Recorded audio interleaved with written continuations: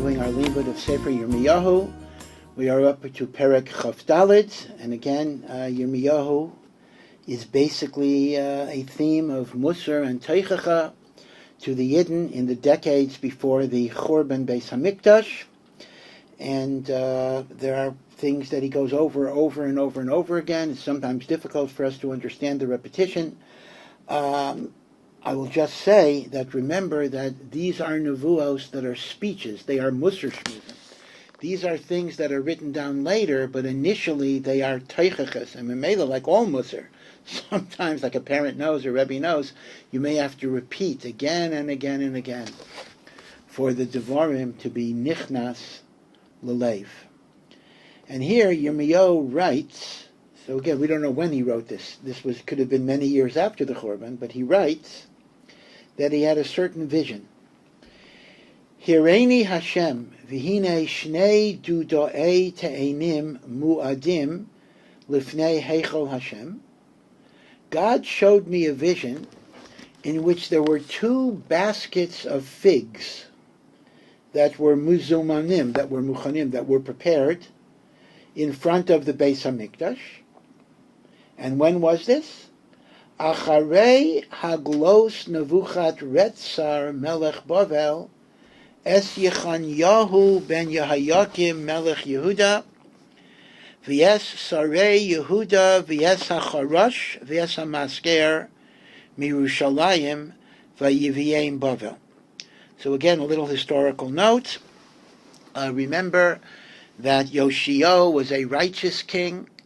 When he died, his son Yehoachaz ruled for 3 months, and then Yehoyakim, his other son, ruled for 11 years. After Yehoyakim died, Yechanyahu, or Yehoyachin, who was the grandson of Yoshio, became king. And during Yehoyachin's reign, the Beis Hamikdash was not destroyed until Tzidkiyahu, who was Yehoyachin's uncle, Yoshio's third son. So it wasn't the Churban, but 11 years before the Churban, there was the exile of, number one, Yehoyachin was exiled, and number two, of the Charash and the Maskir. Now, literally, the Charash means the carpenters, and the Maskir means the locksmiths. That the galus of the Charash and the Maskir occurred 11 years before the Churban Beis Hamikdash. Now, in Pshuto Shel Mikra, why would Nebuchadnezzar, who's called again Nebuchadretzar, I don't have a pshat why, but those two pronunciations alternate in the book of Yirmiyahu. Why did Nebuchadnezzar have something against locksmiths and carpenters? So the Pshuto Shel Mikra means he wanted to take away from the population people who were skilled in making tools, because they could make weapons that could be used as a merida. But Chazal have a different interpretation, that the Charash and the Maskir is a reference to Talmidei Chachamim. Charash, coming from the word deaf and dumb, because when they would speak, you would have nothing to say to slug them up. Maskir, after they declare a psak, it is sagor, it is locked up, nothing else to argue with. So this actually was a hashgacha pratis, that the great Talmidei Chachamim were already exiled to Bavel 11 years before the Churban, so by the time the rest of the Yidden came, there already was an infrastructure of Torah and yeshivos and mitzvahs that could sustain the population. Yecheskel was a Navi in Bavel. He was of the Charash and the Maskir, as well as Mordechai. Megillah Esther says, Asher Hegla Yerushalayim, he was exiled from Yerushalayim, im hagolah asher glasa im Yechanya, with the galus of Yechanya, which is Yehoyachin or Kinayahu. He has different ways of arranging the letters.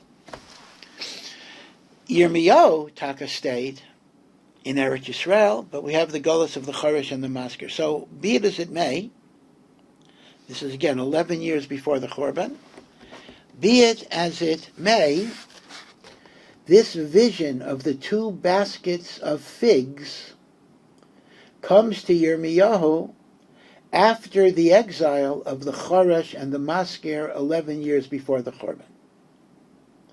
Now, what does the vision? Now, continuing the description of the vision. Hadud echad te'enim tovos miod. One basket was very high quality figs, ki te'enei habikuros, like the figs that ripen fast, the bikurim, very good quality. Hadud echad, the other basket, are te'enim ros, or very inferior figs, ma'od, asher lo se'achalna meiraya, they're not even edible, they're so bad and rancid and spoiled. Vayomer Hashem Elai, and Hashem said to me then, Ma taraya Yirmiyahu, what do you see, Yirmiyahu? Tell me the vision that you have. V'yomar, te'enim, I see figs, I don't see anything in particular, I see figs, ha-te'enim ha-tayvais, tayvais ma'it. The good figs are very good. V'ha-rais, rais mi'ayit, and the bad figs are very bad.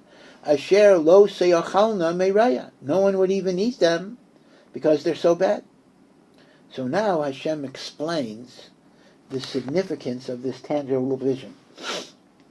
Vayihi devar Hashem elai lemor, and Hashem's words were said to me, Ko amar Hashem Elokei Yisrael, Kata'enim hatovot ha'elah. Just like these beautiful, good figs are good and worthy, Kain akir es golus Yehuda asher sholachti min hamakom hazeh eretz kasdim latova. The exiles of Yehuda that I sent forth from this land to Bavel, they represent the good figs. So again, this would be a bit of a raya to Chazal's interpretation that the Choresh and the Maskir that have been exiled, they represent Tzadikim, Talmidei Chachamim.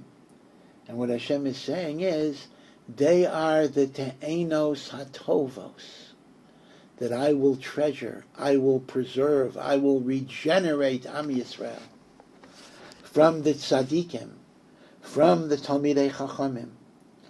V'samti eini aleim l'tova. I will place my eye upon them for good. I will look down with benevolence upon them. V'hashivaisem al Eretz Yisrael, and I will return them to Eretz Yisrael. Uv'nisim, I will build them up, even in the Golah. V'lo eharos, I will not destroy them. Unetatim, I will plant them, I will give them roots. V'lo etosh, and I will not uproot them. Now again, this doesn't necessarily mean that the Choresh and the Maskir themselves will go back. I mean, many of them died. This is a more of a general nevuah, that Hashem says, in spite of my anger, and in spite of the Churban, and in spite of the Golus, and in spite of all the devastation that's going to happen, there will always be a remnant of Am Yisrael, who will be faithful, who will learn Torah, who will do mitzvahs. And in their merit, I will bring chesed to Klal Yisrael. V'nasati lahem leiv ladasaisi, and I will give them the siyata dishmaya to know me and connect to me.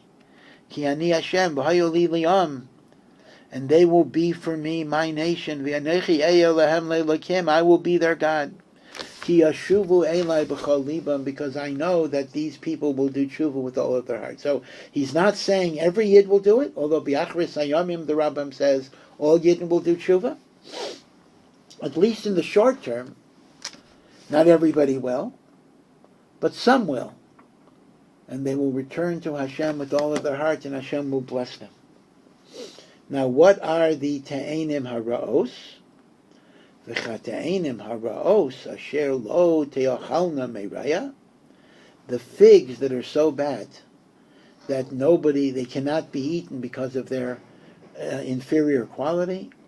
Ki chai amar Hashem, kain etain es Tzidkiyahu melech Yehuda v'es Harav v'es she'eris Yerushalayim hanisharim b'aretz hazais v'yeshvim b'aretz Mitzrayim. This is a remez. Now remember, this is during the reign of Yehoiachin. Well, I'm sorry, that's not true. Yehoiachin was exiled already. So as soon as Yehoiachin was exiled, his uncle, Yoshio's third son, Tzidkiyahu, became king. So it is the reign of Tzidkiyahu right now. And Tzidkiyahu was the person under whose rule there was the Churban Beis HaMikdash, and he was taken to Bavel, and he was executed. Yehoiachin was imprisoned, Tzidkiyahu was executed. So Hashem is saying, these are the bad figs. These are those who are myriad against me. They rebel against me. They don't listen to the nevuos. And therefore they will be destroyed in Bavel. Kainatin is Tzidkiyahu Melech Yehuda, although he was personally righteous, but he did not listen to Yirmiyahu's instructions. V'yasara, v'yasheves Yerushalayim, and Yisharim Baretz Hazayis, Hayeshim Baretz Mitzrayim, and some Jews fled to Mitzrayim, but all of them will be destroyed. Unesatim lezava. They will become a horror. L'ra'ah, l'chol mamlechos haaretz. In other words, the fate of the Jewish community through the Galus and the Chorban will be so awful and so devastating that when the Goyim even talk about it, they will be horrified with pachad and fear. L'cherpa, this community, these Yidden, will be a source of shame. Mashal, they will be a parable. When you want to give a mashal of what could happen to a person when they reject God, this will be the mashal. Shenina.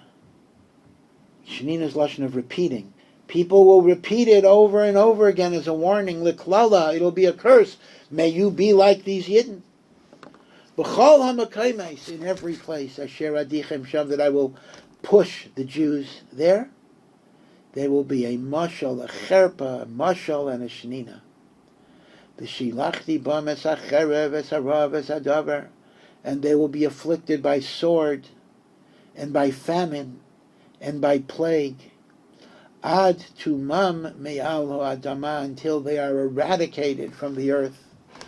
Asher nasati lehem, that I had given them and their forefathers, meaning Eretz Yisrael, they will be totally removed from Eretz Yisrael. So this is again, a very disheartening nevuah of the two baskets of Tienim.